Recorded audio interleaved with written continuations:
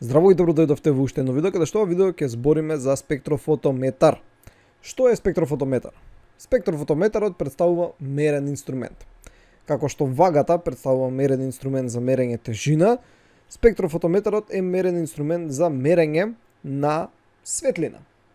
Поточно на светлина која што е апсорбирана, односно пропуштена, односно светлина која што е рефлектирана или некогаш емитувана. Најчесто кога збориме за спектрофотометрија збориме за апсорбциона спектрометрија, односно колку светлина е апсорбирана од аналитот и колку е всушност пропуштена. Тоа е тоа што го мериме. Спектрофотометрите обично се користат во биологијата и во хемијата, односно во лаборатории каде што имаме одредување на концентрација на даден аналит, обично во раствор. Сега, се употребуваат и во многу други индустрии, но обично таму се користат. И за да не служи спектрофотометарот, треба да знаеме како функционира. Така, со цел да може да знаеме кога нешто има проблем и да можеме да го контролираме. И вагата што имаш дома треба од време на време да се калибрира.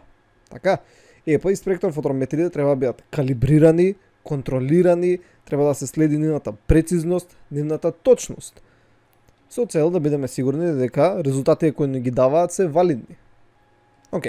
Сега викаме дека спектрофотометрите се мерни инструменти за светлина. И најчесто мерат, односно користат видливиот дел од спектарот, иако некогаш се употребува и ултравиолетова и инфрацрвена спектроскопија, односно спектрометрија. Каде што UV е нешто си под 400 нанометри, видлива е околу 400 до 700 и инфрацрвена е над 700 нанометри. Нели, до граница после почнува микро, радиобранови и обратно, кај UV почнуваат рентген, гама зраци и така натаму, ама обично не се користи за тие бранови должини. Дополнително, кога сакаме да измериме нешто, знаеме дека различни работи апсорбираат на различна бранова должина. И сега, на која бранова должина апсорбираат, тоа може да се види од датабаза, и тие датабази се добиени преку експерименти правење, и се знае дека тоа и тоа соединение со тие функционални групи апсорбира на таа и таа бранова должина. И од претходното видео видовме дека тоа зависи од самата природа на хемиското соединение, дали станува збор за атом или молекула, електроните валентни во која орбитала се наоѓаат, колку е долга хемиската врска помеѓу различните конституенти и така натаму и така натаму. Од се тоа ќе зависи на која бранова должина апсорбира. И од датабази ние може да видиме спрема апаратот кој што го имаме, што може да мериме. И на пример, сакаме да мериме соединение А, колку има во даден раствор. Но, може би нашиот апарат нема соодветна бранова должина за да го измери тоа соединение, така што ставаме да влезе во реакција со Б, ќе оставиме со друга боја, при тоа знаеме колку има Б и знаеме дека дава С. И знаеме во кој сооднос одвлегуваат и добиваме С. Сега, може би нашиот апарат може да го измери С, така што ние преку мерење на С и знаејќи колку има Б и во кој сооднос влегуваат во интеракција, може индиректно да дознаеме колку имало од А. Бидејќи А е еднакво на С минус Б во овој случај. Значи, кога правиме мерењето може да биде директно на аналитот или може да биде индиректно. Пример, овде имаме приказ за две различни супстанции кои што се релативно слични, дека максимално апсорбираат на две различни бранови должини. Пример, оваа супстанција апсорбира на 320, оваа другава апсорбира на 400 нанометри бранова должина. Сега, они може да апсорбираат и на, пример, и двете апсорбираат на тука, која е оваа 340 нанометри, пример, но немаат максимална апсорбција. И ако гледаш на 340 мериш, ќе добиеш и од оваа субстанца. И може би ова ти е субстанца А, ова ти е субстанца С. И треба А да премине во С. И ти во точка 0 можеш да почнеш да мериш на 400 и со тек на време ќе гледаш како со тек на време се зголемува концентрацијата од С, се до некој крајно време и можеш да дознаеш колку имало од А. Нели, ако идеме по простиот пример од горе. Значи тие се некои основни работи. Иначе друга вака карактеристика, ако спектрите на две субстанции, кои што знаеме дека едната доаѓа од другата, се преклапаат, тоа се нарекува изобестична точка. И тоа значи дека ако еден реактант преминува во продукт, тоа значи дека нема интермедиерно соединение помеѓу двете. Ако А преминува во С во овој случај, без при тоа да реагира со Б, него ако има трансформација на молекулата, тоа значи нема интермедиерна молекула измеѓу. Тоа е како еден тривија факт. Ајде сега накратко да ги разгледаме основните компоненти на спектрофотометрите. Под 1 е извор на енергија. Обично се бележи како извор на светлина, но не мора секогаш да биде така. Постручно ќе речеме извор на енергија. Под 2 имаме механизам на кој би се добила одредена бранова должина. Под 3 имаме примерок. Под 4 имаме детектор. И на под 5 имаме обработувач на сигналот, што нели е компјутер. Значи тие се основните компоненти кои се карактеристични за најголем дел од спектрофотометрите. Сега, нормално има варијации за кои ќе дискутираме. Може да има различни извори на енергија, односно светлина, различни начини на кои можеш да добиеш одредена бранова должина. Значи тие механизми може да бидат пред аналитот или може да бидат после аналитот. Аналитот во каква кивета ќе биде поставен, како тоа игра улога, какви видови на детектори има, односно како ќе се прими сигналот и како ќе се преработи. Значи сега ќе навлеземе во повеќе детали. Овде имаме една кратка презентација тоа сега што зборавме, значи имаме извора светлина, каде што влегува, монохроматор, кивета каде што се наоѓа аналитот, детектор и нешто што го преработува сигналот. Сега, најголем дел од спектрофотометрите се со ваква конституција, односно имаат еден зрак. Но постојат спектрофотометри кои што користат два зрака, кои што може да бидат одвоени просторно или временски. Сега, зошто би се користеле два зрака? За поголема прецизност, бидејќи киветата каде што се наоѓа примерокот, обично во растворот каде што се наоѓа аналитот има повеќе супстанци. Океј, и самата кивета има некоја апсорбција, зависи од материјалот. Сега, убаво е ако имаш референтна кивета, која што може да биде слепа проба или негативна контрола, каде што може да нема ништо, така само да има може би вода и самата кивета да биде како слепа проба, или пак може да биде негативна контрола каде што би имало се освен аналитот. Значи би имало истиот раствор каде што го имаме и кај аналитот, само без тоа што сакаме да го измериме.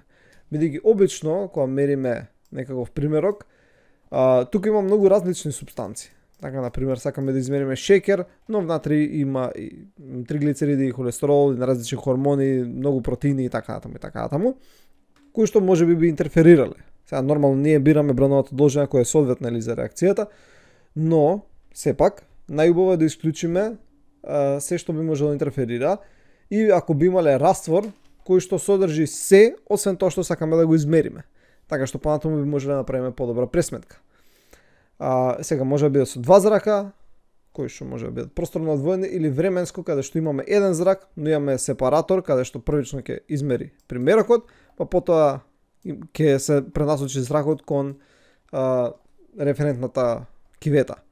Значи пред неото ќе се измери, па ова ќе се сврти, така, и ќе го пренасочи зракот од другиот дел, тие ќе се спојат и ќе добиеме измерен сигнал. Океј, но најголем дел од спектрофотометрите користат единечен зрак.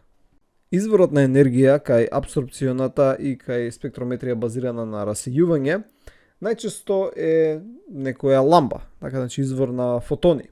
Додека и кај емисиона и кај луминесцентна, односно фото и хемилуминесцентна, може да биде термички извор, значи може да биде загреан аналитот, или пак да е подесувана одредена хемиска супстанца или одреден ензим, кој што би конвертирал одредено соединение од едно во друго, со цел да се ослободи енергија во форма на светлина. Пак се мерат фотони, само што монохроматор на друга страна и малце има подрг сетап целата апаратура, но најчесто кога зборуваме за спектрофотометар, зборуваме за апсорбциона спектрофотометрија. Така што најчесто изворот е ламба, така, која оддава полихроматска светлина. И изворот на светлина од оваа ламба може да биде континуиран или линиски. Океј? Кога збориме за континуиран, збориме за поголема плејада на бранови должини, значи најчесто и од видливиот и од UV спектарот, и има поголем интензитет и помала варијација помеѓу брановите должини. И може да се користи лампа од тунгстен, односно халоген, мешавина, може да биде водород деутериумова или ксенон ламба. Има и други Значи сега ако навлегуваме детали, има многу различни ламби со различни филаменти, различни сетапи кои што може да дадат различна светлина при дадени услови, но не ни се битни до толку технички детали. Значи тунгстеновата лампа дава спектар обично во видливиот спектар, деутериум во UV, додека ксенон лампа дава и во видлив и во UV. Многу почесто се користат линиски извори на енергија, значи многу почесто се користат линиски, и вака може да бидат ламби кои користат жива или натриум, цинк и така натаму, кои што даваат си нешто си потесен спектар на бранови должини. Пак е полихроматска, но е потесен. И тоа обично се фаворизира во најголем дел од фотометрите. Во најголем дел од случаите, кога сакаме да измериме нешто, потребно ни е да издвоиме одредена бранова должина. Многу ретко може да се користи полихроматска светлина, обично ако се прават квалитативни, а не квантитативни анализи, ако само во растворот имаме аналитот од интерес, нема други интерферирачки супстанции, тоа може тоа да се прави, но најчесто потребно е да изолираме одредена бранова должина.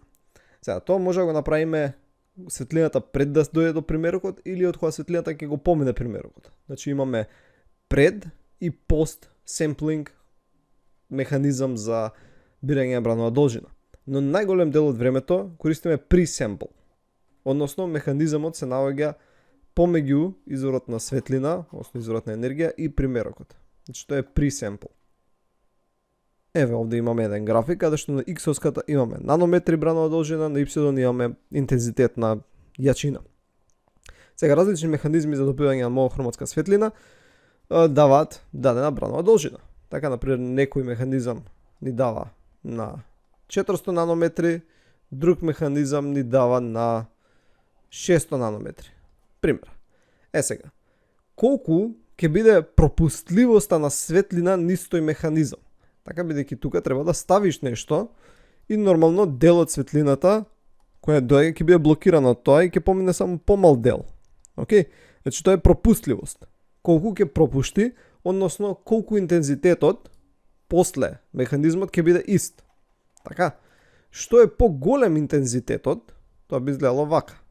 Така, значи би имало поголем интензитет. Додека е овдека имаме помал интензитет.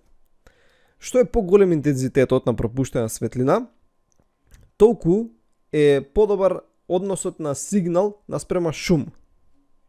Така што ги се рече, значи секогаш е подобро да имаш поголем интензитет. Да, но обично со поголем интензитет доаѓа и поголема ефективна ширина на лента. Односно, за да добиеш ти 400 нанометри, обично има малце пробивање на други бранови должини и тоа би изгледало на следниот начин. Вака ќе го нацртаме. Океј, значи ти всушност добиваш и 390 и 410 нанометри. Океј, сега, колку ќе биде дебел овој пик, овој конус, зависи од апаратурата. Оптимално, супер би било да имаме висок интензитет и многу ниска ефективна ширина на лента, значи вака да биде. Океј, додека многу лошо би било да биде вака. Така? Значи тоа не го сакаме. Сакаме да биде што ова потесно. Сега тие, како што реков, обично идат обратно пропорционално. Што е повисок интензитетот, по-дебела ќе биде ефективната ширина на лента. Ефективната ширина на лента обично се мери на половина од интензитетот, например ако овдека е 100 интензитет некои си мерни единици, не е битно.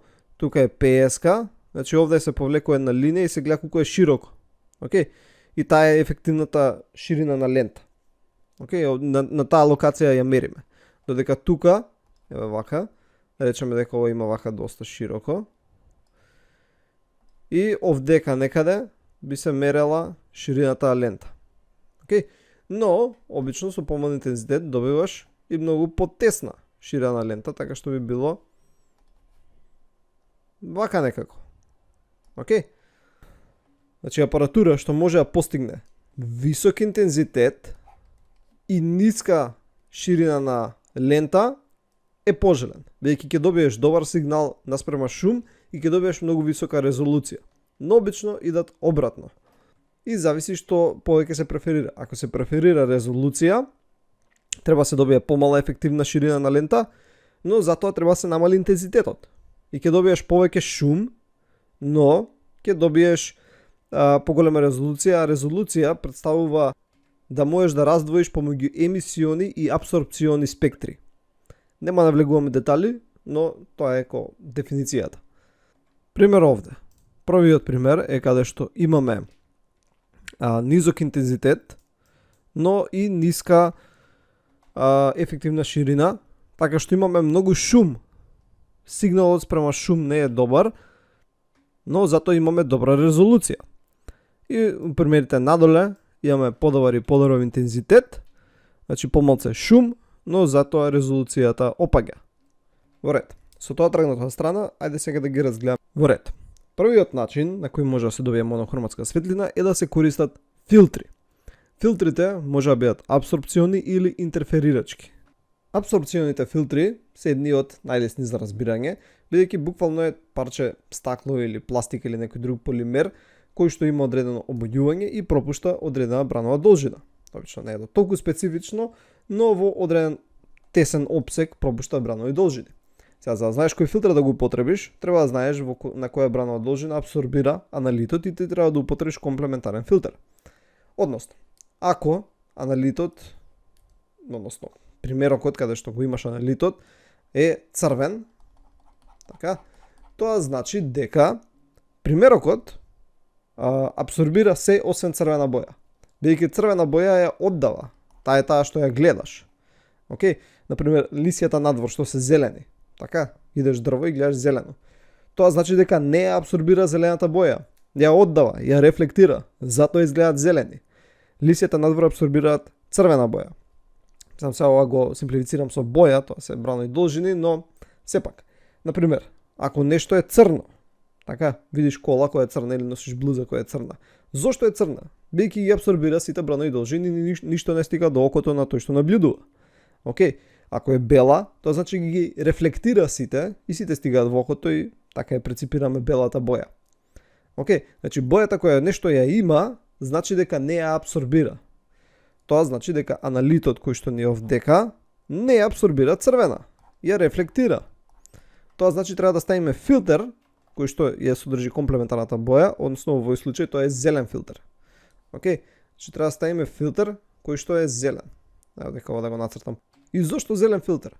Бидејќи кога ќе дојде светлината, бела светлина, така, дојде бела светлина, се ќе се абсорбира освен зелената боја, бидејќи филтерот е зелен, не абсорбира зелена боја. И зелената ќе стигне примерокот, а примерокот абсорбира зелена, затоа е црвен и ќе може да се изврши анализата. Значи филтерот треба да биде комплементарна боја соодветно со тоа што сакаме да го испитаме. Ако тоа што сакаме да го испитаме е сино, треба да употребиме портокалов филтер. Кратка презентација кои се комплементарни бои. Така, значи за виолето е жолта, за псина е портокалова, за црвена е зелена. И обратно, така, ако растворот е зелен, треба да користиш црвен филтер. Сега филтрите имаат мана, имаат повеќе мани, а тоа е дека ефективната лента е прилично широка, значи од 30 до 200 нанометри може да биде, што не одговара. Ако сакаме да целиме некаде на 30 нанометри, во тој случај губиме многу на интензитет. Значи губиме дури 90% од интензитетот. Ќе добиеме само 10%, односно губиме многу сигнал наспрема шум. Ќе имаме многу шум, но ќе имаме подобра резолуција. Така што филтрите не се најоптимални. Некогаш се користат два филтри, така, каде што се приближен опсек, каде што едниот лимитира на едниот крај, другиот на другиот и би се добила светлина нешто измеѓу. Така, например, два зелени да користиш со различна нијанса на зелено и би добил некоја поточна брана должина која ти е потребна, но тоа е малце макотрпно. Треба да идеш да менуваш еден филтер, друг филтер и така натаму. Постои филтри со подобри квалитети и не, но сепак не се до толку добри, колку што се добри интерферирачките филтри. Сега, механизмот на интерферирачки, нема да влегуваме повеќе детали, но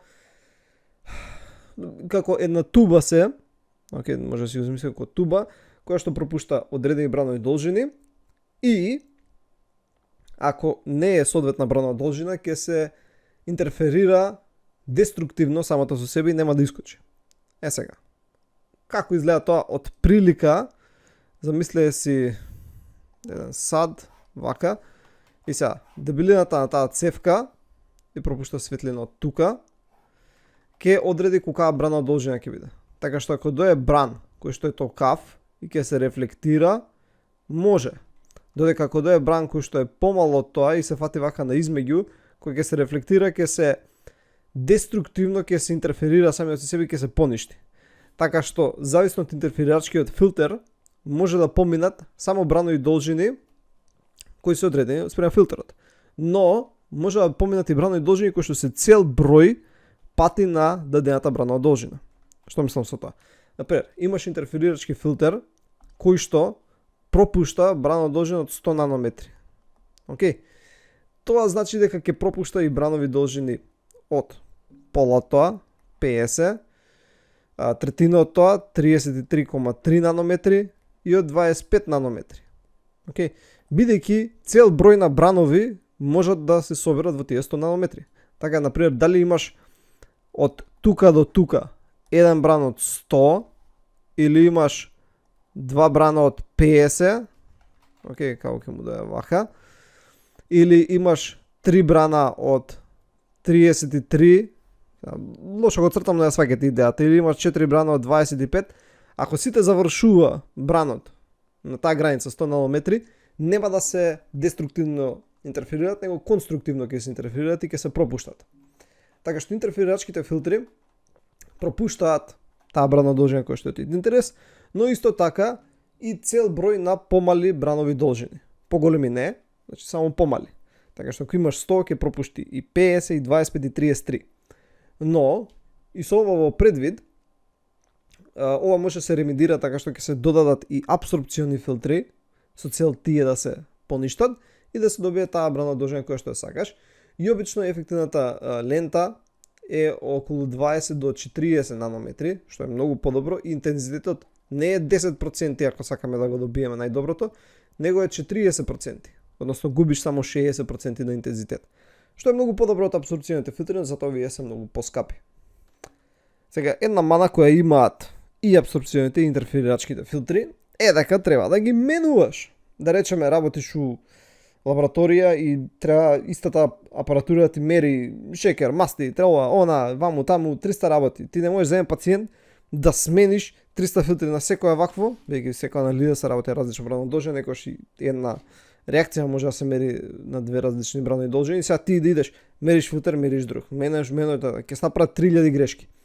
Вакви конструкции се корисни во аналитичка химија, каде што треба да мериш одредена супстанца, цел експеримент е таа супстанца. Пример, работиш во фабрика, мериш, карикирам, не знам, олово, нешто мериш.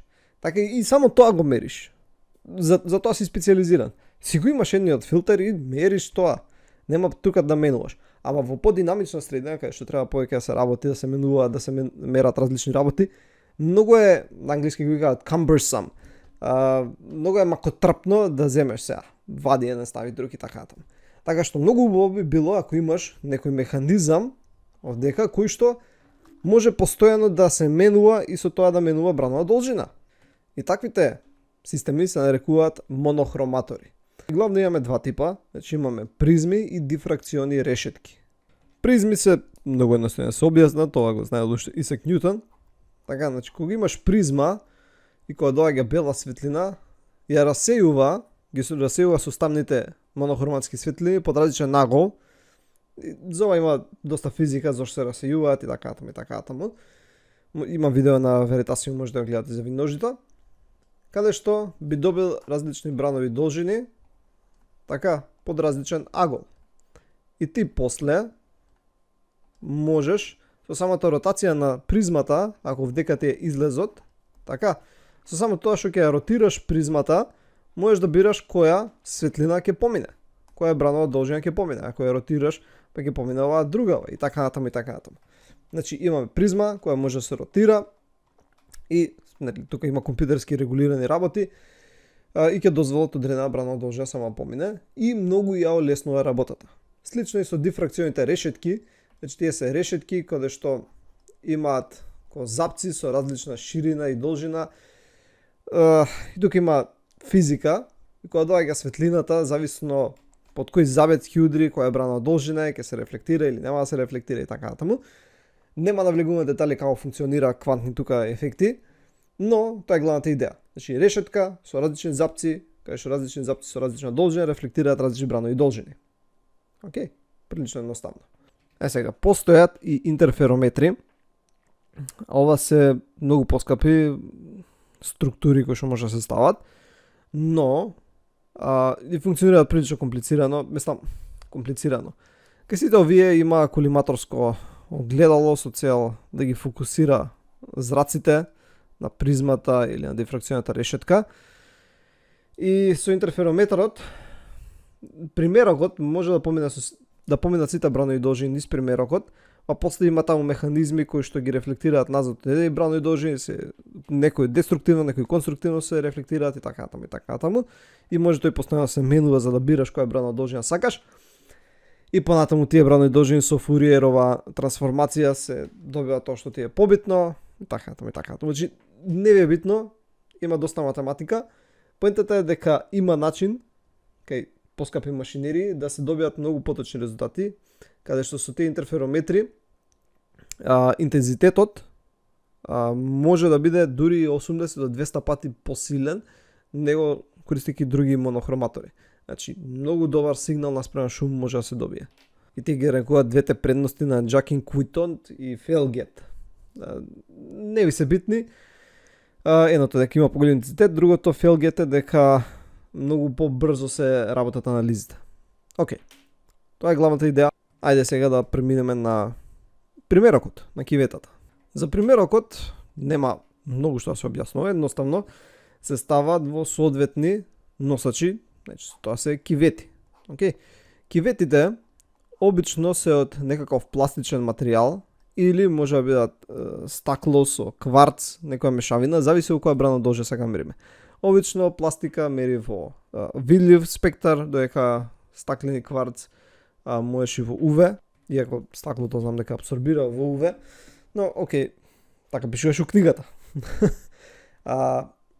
И имаат на различни должини. Обично кога се користат мануелно, каде што рачно се менуваат киветите со примерок, имаат должина од 1 сантиметар, бидејќи е многу полесно понатаму за пресметка во формулата, ќе збориме тоа во следни видеа за Ламберт-Беров закон, додека во автоматизирани системи знаат да бидат и многу помали, така бидејќи автоматизиран, може би прецизноста не е до толку битна за некои работи од клиничко значење, но може многу побрзо да се користат многу помали количини, додека во аналитичка хемија каде што се мери до големи децимали, така до 3 сигма сигнификантност, може да бидат дури до 10 сантиметри долги киветите со цел да се добијат поточни вредности.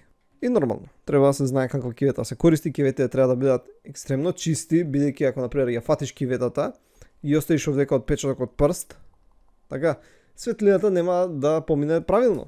Значи тие треба да се супер чисти таму каде што поминува светлината. Океј, не може да бидат некои стари замаглени или да бидат така оставено на отворено па ти да ги користиш. Значи треба да се бидат супер чисти, извадени директно од кутија, или мислам тој кој автоматизиран систем сами да си пази. Зашто е многу лесно да добиеш грешни резултати ако ја фатиш погрешно во делот кај што мери па ја ставиш. Обично они киветите таму кај што мери е продзирно, додека од страна има како мат стакло кај што можеш да фатиш, или пак се направени само во долниот дел да мерат, така горе да бидат место за фаќање. Ќе најдам слика. Еве слика. Ева ќе ја ставам тука. Значи може да бидат од едната страна да бидат такво мат стакло кај што можеш да фатиш, кај што светлината не поминува, или пак може да бидат каде што доле само поминува светлината, така што не е проблем да ги фатиш горе. Океј? Добро. Четврто е детектор.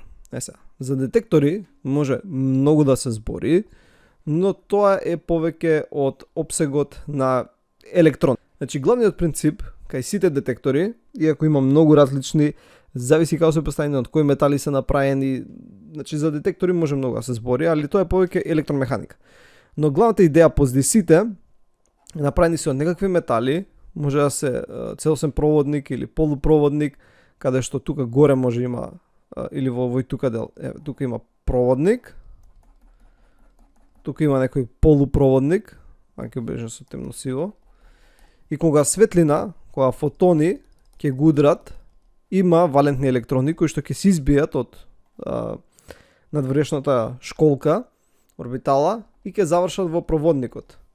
И тие електрони сега во проводникот ќе бидат транспортирани до галванометар, каде што може да се измери колку е јачината струјата и така натаму, и тоа понатаму ќе ни даде сигнал.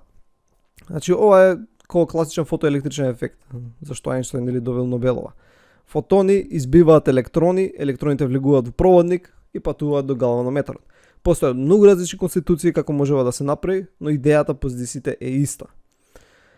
Сега многу е битно и убаво би било да интензитетот на светлина кореспондира соодветно со сигналот кој што го добиваме после компјутер.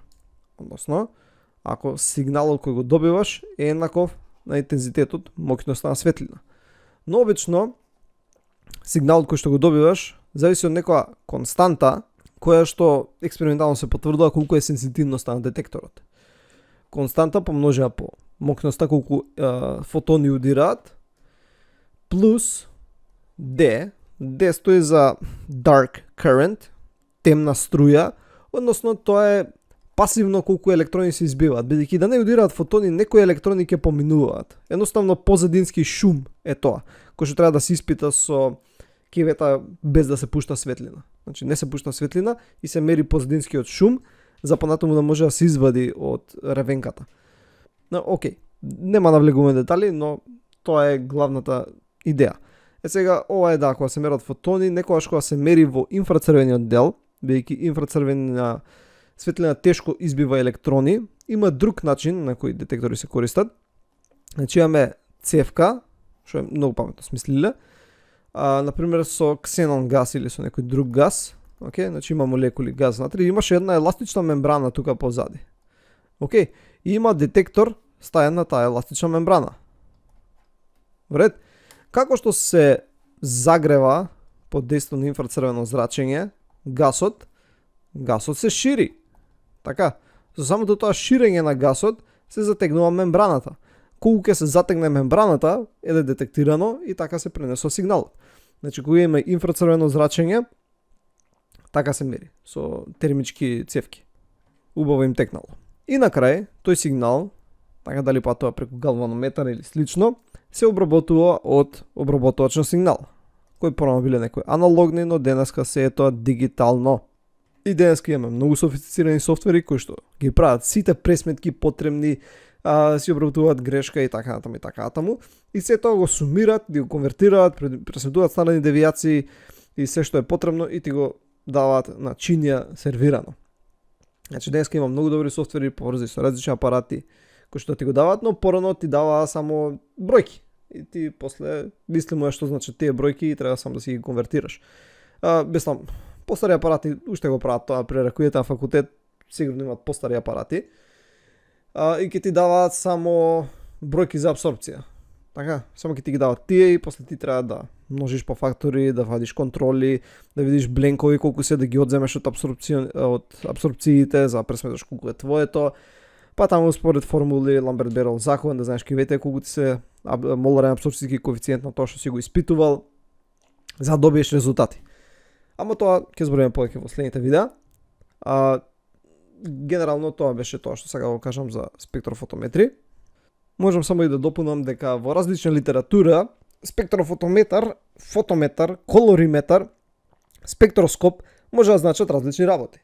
И литературата не е нека добро организирана на ова, но некаде по дефиниција колориметар го нарекуваат кога обработувачот на сигнали детекторот е човечко око, така значи тоа е постара метода. Некаде колориметарот е наречен фотометар, каде што мериш интензитет на светлина, без при тоа да бираш одредена бранова должина. Спектроскоп е пак ако пропушташ светлина, али немаш детектор од другата страна, детектор е окото. Спектрофотометар е кога имаш спектар, така можеш да бираш бранови должини и плюс имаш детектор кој што мери интензитет на светлина. И некоја станува конфузно. Но имате си на ум дека спектрофотометар е ова сега што го разгледавме. Значи има спектрален дел и има фотометриски дел. Значи се мери интензитет на електрони, интензитет на фотони, исто така се мери во различни делови од спектарот, различни бранови должини или полихроматска светлина. Океј. Тоа беше се за видео, се надам дека научивте нешто ново и ќе се видиме во следното видео. Довидување.